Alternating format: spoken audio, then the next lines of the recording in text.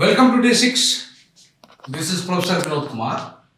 ఈరోజు తెలంగాణ ఉద్యమకారుడు, ఇలా తెలంగాణ జాతిపితగా కొంతమంది చెప్పుకుంటున్న కేసీఆర్ గారు పుట్టినరోజు. ఆయనకు D6 అండ్ D-JOC జన్మదిన శుభాకాంక్షలు తెలియజేస్తాం. అయితే ఇవాళ ఒకసారి ఆత్మపరిశీలన చేసుకోవాలా. 3.5 కోట్ల మంది తెలంగాణ ప్రజలు ఎంత ఆకాంక్షలు అయితే పెట్టుకున్నారో ఆ ఆకాంక్షలు నెరవేర్చడంలో బీఆర్ఎస్ లేదా టీఆర్ఎస్ వైఫల్యం చెందిందనేది వాస్తవం. ఎందుకు ఈ మాట చెప్పాల్సి వస్తుందంటే, మొట్టమొదటిగా దళిత ముఖ్యమంత్రి ఏంది దాగా చేశాడు. దళితులకు 3 ఎకరాల భూములని దళితులకు 3 ఎకరాల భూములు ఇవ్వలేదు. దళిత బంధాన్ని కూడా దాగా చేశాడు. ఇట్లా చెప్పుకుంటూ పోతే దళితులకు అడుగడుగున దగానే. సప్లా నిధులు మళ్లించాడు, దళితులకు రావాల్సిన 3 ఎకరాల భూమి ఇవ్వలేదు, సప్లా నిధులు ఇవ్వలేదు, దళిత బంధు ఇవ్వలేదు. చివరికి దళితుల యొక్క ఏ అవకాశాలు అయితే ముఖ్యమంత్రి కీలకమైన పదవి కొట్టేశాడు, దళితులకు మొత్తం మొండి చేయి చూపించాడు కేసీఆర్. ఆ రకంగా దళితులను మోసం చేశాడు. ఇంకా బీసీల విషయానికి వస్తే కూడా కొంత బీసీలకు అవకాశాలు ఇచ్చినప్పటికీ, స్పీకర్ పదవులు ఇచ్చినప్పటికీ తగినంతగా కీలకమైన పోస్టులు ఇవ్వలేదు. అంతేకాకుండా తగినంతగా ప్రాతినిధ్యం ఇవ్వలేదు పూర్తి స్థాయిలో. అంతేకాకుండా బీసీలకు విద్యా ఉద్యోగ రంగంలో రిజర్వేషన్లు పెంచలేదు, వాళ్ళకి రాజకీయ రిజర్వేషన్ల పెంపు విషయంలో పూర్తిగా పట్టించుకోలేదు. అంతేకాకుండా ఇవాళ బీసీలకు రావాల్సిన బీసీ బంధు పెట్టలేదు. ఇంకా కాకుండా బీసీలకు బడ్జెట్ అయితే మరీ దారుణంగా ఇలా ఆయన ఏదైతే కేవలం 10,000 కోట్లు 20,000 కోట్ల వరకే పరిమితమైన తప్ప బీసీలకు 50% జనాభా వాళ్ళది. వాళ్ళ కనీసం 50% కాకపోయినా 25%, 25,000 కోట్ల రూపాయలను కేటాయించిన చరిత్ర లేదు బీసీలకు. ఇవాళ బీసీలను కూడా అడుగడుగున ముంచిన చరిత్ర కేసీఆర్ కాదు. అంతేకాకుండా చివరికి ఎస్టీల విషయానికి వస్తే కూడా కొంత మేలు జరిగింది. తండాలను గ్రామ పంచాయతీలు చేశాడు, ఎస్టీల రిజర్వేషన్ కొంత పెంచగలిగిండు, ఎస్టీలకు కొంత మేలు చేసిండు. కానీ పూర్తి స్థాయిలో అనుకున్నంత మేలు కూడా ఎస్టీలకు కూడా చేయలేదు. ఇక మైనార్టీల విషయానికి వస్తే మాత్రం మైనార్టీలను ఉప ముఖ్యమంత్రి స్థాయికి తీసుకొచ్చిండు. కానీ ఉప ముఖ్యమంత్రి, హోమ్ మినిస్టర్ ఆ స్థాయికి పదవులు ఇచ్చింది, కానీ పవర్లెస్ పదవులే. గతంలో దళిత ఉప ముఖ్యమంత్రికి పవర్లెస్సే. సో ఎవరికి పదవులు ఇచ్చినా అందరూ పవర్లెస్సే. మొదటైతే ఆడవాళ్ళకి అసలే ఇవ్వలేదు. తర్వాత రెండవ దాంట్లో మాత్రం రెండవ దఫా ఆయన పరిపాలన మాత్రం 2.0లో మాత్రం ఇద్దరికి మహిళలకు ఇచ్చాడు. ఆయన మహిళలకు, పురుషులకు కూడా సరైన అవకాశాలు ఇవ్వలేదు. సో పురుషులకు కూడా సరైన అవకాశాలు ఇవ్వకుండా వాళ్ళని ఇవాళ అడుగడుగున అంటే మంత్రి పదవి ఇచ్చినా సరే వాళ్ళకు పవర్ ఇవ్వలేదు. సో పవర్లెస్ మినిస్టర్స్ అయిపోయారు అంతా. పవర్లెస్ మినిస్టర్స్ అయి ఉండి ఎవరు కూడా పవర్ ఎక్సర్సైజ్ చేయకుండా ఆయన ఒక్కడే ఎక్సర్సైజ్ చేసుకుంటూ ఫామ్ హౌస్లో ఉండి పూర్తి నిర్ణయాలు, కానిస్టేబుల్ మార్చే కనీసం ట్రాన్స్ఫర్ చేసే అధికారం కూడా ఒక హోమ్ మినిస్టర్కు లేకుండా పోయిన పరిస్థితి. అంటే ఎంత దారుణంగా ఒక వ్యక్తి కంట్రోల్లో, కుటుంబం కంట్రోల్లో ఉందో మనకు అర్థం చేసుకోవాలి. ఇవాళ లక్షల కోట్ల రూపాయలు అవినీతి, 1,000 కోట్లు కూడా ధరణి పేరు మీదనే ప్రపంచంలోనే అత్యధిక సంపన్నవంతుడిగా మారింది ఎవరన్నా ఉన్నారంటే ఆయన కేసీఆర్ కుటుంబం.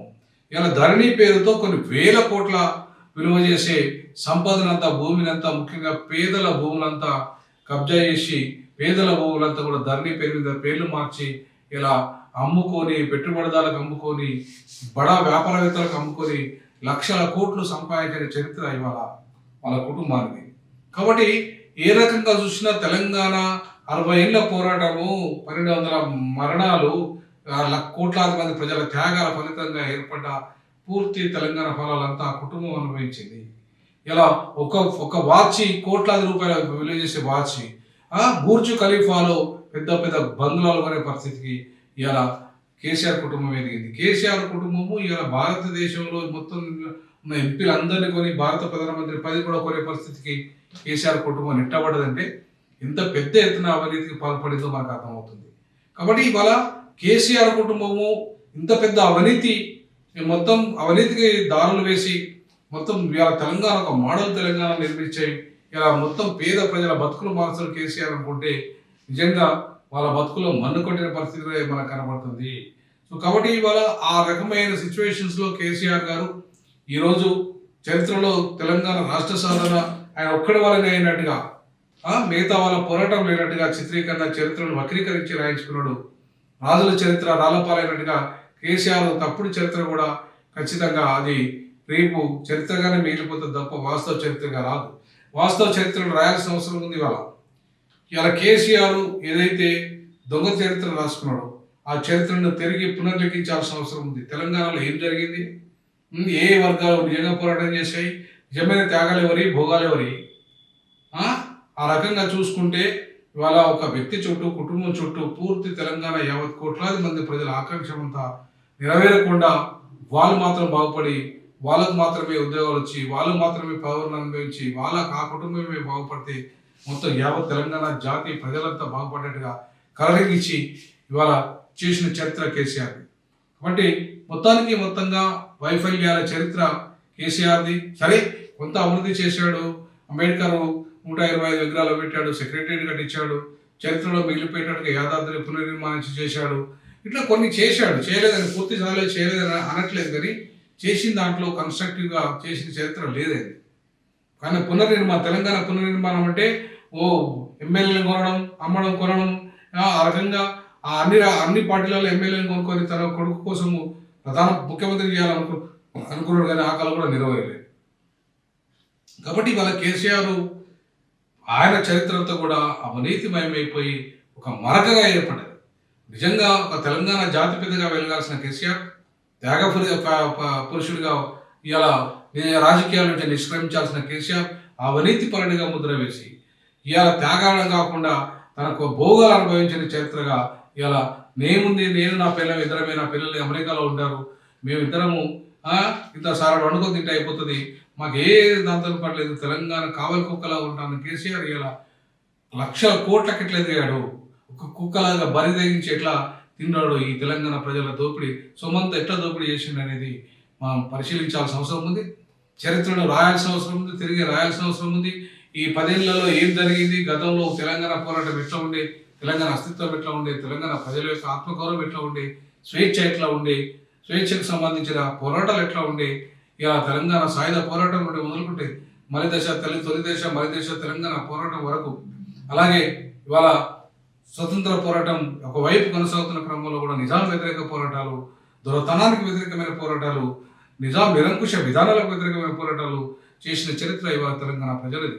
కేసీఆర్ దొరతనానికి వ్యతిరేకంగా ఇవాళ తెలంగాణ ప్రజలంతా మూకుమ్మడిగా ఆయన అధికారాల దాహాన్ని, అహంకారాన్ని దించి ఇవాళ తెలంగాణ ప్రజలు మరొక పార్టీకి, మరొక కులానికి, రెడ్డి కులానికి అధికారం అప్పచెప్పిన చరిత్ర మనకు కనబడుతుంది. కాబట్టి ఓవరాల్గా వెలమబోయి రెడ్డి మాత్రం వచ్చినంత మాత్రం తెలంగాణ మొత్తం ఏదో సాధించినట్టు కాదు. తెలంగాణ ఇంకా చాలా పునర్నిర్మాణం జరగాల్సిన, వాస్తవ చరిత్రను వెలుగు తీయాల్సిన అవసరం ఉంది, పునర్నిర్మాణం జరగాల్సిన అవసరం ఉంది. ఈ కులగణన ఎక్స్రే లాంటిది అని చెప్పి రాహుల్ గాంధీ అన్నారు. మరి తెలంగాణలో ఇలా ఈ ఎస్సీ ఎస్టీ బీసీ మైనార్టీలకు దక్కాల్సిన వాటా కూడా అన్ని రంగాల్లో దక్కే విధంగా ఈ ప్రభుత్వం కృషి చేస్తా లేదా అనేది భవిష్యత్ కాలం నిర్ణయిస్తుంది. సో ఏది ఏమైనప్పటికీ కూడా ఇవాళ మనం తెలంగాణ జాతిపితగా ఉండాల్సిన వ్యక్తి ఇవాళ తెలంగాణకు కలంకంగా మారి తెలంగాణ జాతిని ద్రోహం చేసిన చరిత్రకారుడిగా, చరిత్రహీనుడిగా మిగిలిన చరిత్ర కేసీఆర్. కాబట్టి చరిత్ర హీనుడైనా, చరిత్ర ఉన్నా లేకపోయినా ఖచ్చితంగా మనం బేసిక్స్ మానవీయ కోణంలో ఆలోచిస్తుంది. కాబట్టి కేసీఆర్కు తన జన్మదిన శుభాకాంక్షలు తెలియజేస్తాను. భవిష్యత్తులో మళ్ళీ టీఆర్ఎస్ లేదా బీఆర్ఎస్ అధికారానికి రావాలంటే ఖచ్చితంగా ప్రజల పునాదిగా పోరాటాలు జరగాలి, ప్రజల పునాదిగా పథకాలు ఉండాలి, ప్రజల పునాదిగా తెలంగాణ దోపిడీకి వ్యతిరేకమైన విధానాలు కేసీఆర్ ఆత్మపరిశీలన చేసుకొని ఇప్పటికైనా ఆయన జన్మదిన సందర్భంగా ఆయన ఆత్మపరిశీలన చేసుకొని తెలంగాణ ప్రజల్లో చిరస్థాయిగా మిగిలే విధంగా కేసీఆర్ మళ్ళీ ఇలాంటి కేసీఆర్ మేము చూస్తామనే విధంగా తయారు కావాల్సిన అవసరం ఉంది. ఆ దిశగా కేసీఆర్ ఆత్మపరిశీలన చేసుకుంటారని ఆశిద్దాం. ఆయన జన్మదిన సందర్భంగా మరొకసారి కేసీఆర్కి జన్మదిన శుభాకాంక్షలు. D6 అండ్ టీజాక్ తెలుసు. జై భీమ్, జై పూలే, జై పెరియార్, జై సామాజిక తెలంగాణ.